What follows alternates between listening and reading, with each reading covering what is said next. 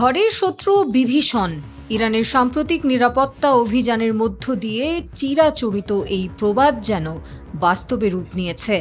ইরানের আকাশে যখন মার্কিন মিসাইল, ঠিক তখনই মাটির নিচে মোসাদের তৈরি করা গোয়েন্দা মাকড়সার জাল ছিন্ন ভিন্ন করে দিল আইআরজিসি। গুইলান থেকে সিস্তান সীমান্ত পেরিয়ে আসা ঘাতক দলগুলো এখন তেহরানের হাতে বন্দী।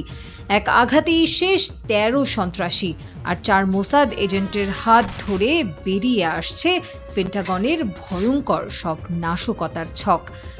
পারস্যের গোয়েন্দা বাহিনীর কাছে কি তবে হার মানল বিশ্বের ত্রাস মোসাদ?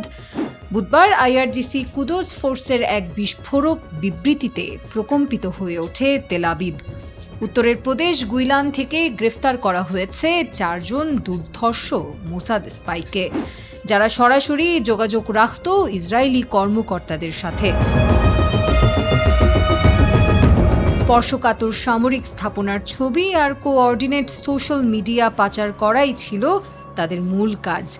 কিন্তু মোসাদের এই সাইলেন্ট গেম এখন আইআরজিসির জালে পুরোপুরি নগ্ন।